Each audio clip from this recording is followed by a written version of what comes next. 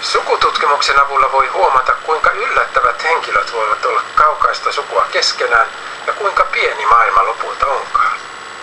Luulejan Suomi-seuralla on sukututkimuskerho, joka aloitettiin tammikuussa. Pirita Kantola tapasi Yrjö Aheisen, joka toimii kerhon vetäjänä. Sinä vedät tätä sukututkimuskerhoa täällä Luuleessa. Kuinka paljon kiinnostusta täällä oikein löytyy sille? Toistaiseksi me aloitettiin tammikuussa ja meitä on ollut sellainen 6-9 henkeä. Kyllä sitä kiinnostusta tuntuu olevan, mutta niin toiset on kiinnostuneet ja toiset vähemmän kiinnostuneet, mutta on useammat vaan haluaa tutkia taaksepäin. Miten sitten, ketkä tätä harrastavat sitten, minkä ikäiset esimerkiksi? Tällä hetkellä me olemme kaikki eläkeläisiä. Onko se sitten aikaa vievä harrastus? No varmasti. Vuosi. Se alkuunhan sen tietysti menee aika nopeaa, sanotaan tuonne vielä 1800-luvulle saakka, mutta niin, siinä on silloin vielä nuo muistikuvat vanhemmilta, isovanhemmilta.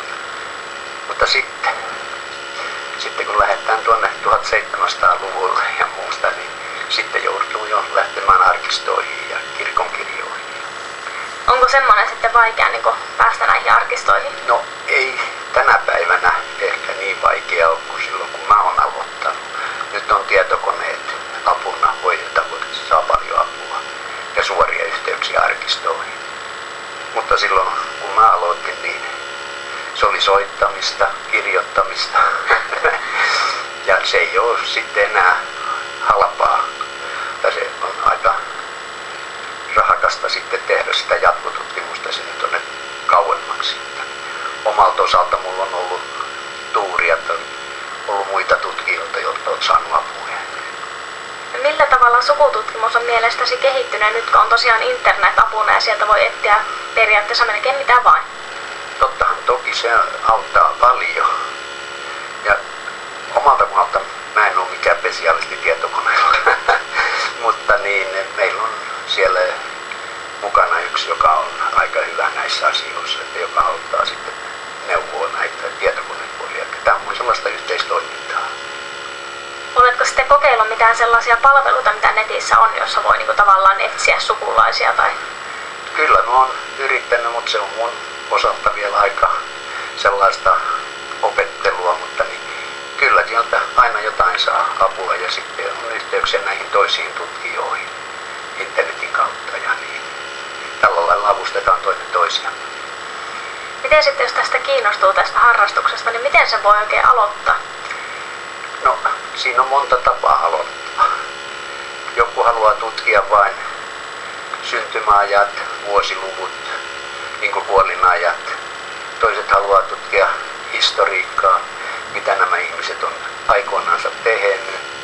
Ja joku haluaa kirjoittaa oikein niin kuin sukuhistoriaa ja niin.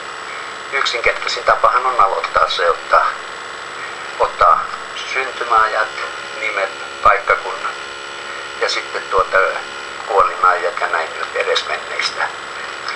Ja niin, omalta osalta mulla on tuonne 1600-luvulle saakka ja niin sitten on yksi siellä mukana, jolla on kans pitkälti oma osuus ja sitten on jollakin yksi on sellainen, jolla on kirjoitettuna 2 sellaista 5 senttiä paksua kirjaa sukuhistoriaa. Siinä on mennyt vähän aikaa varmaan. Kyllä varmasti.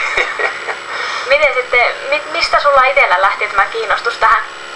No, se oli silloin, mä asuin Tukholmassa ja niin, mä olin siellä Spongan Suomi-kerholla ja meitä oli muutama siellä, jos alkoi keskustelemaan tästä ja mehän perustimme sinne suomalaisen sukututkimuskerhon.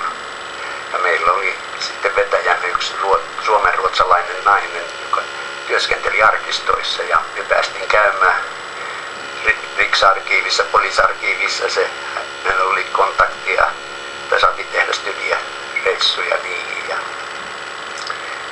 ja siitä se vaan lähti sitten vähän kerralla. Saattele mua aamuihin, minne me tästä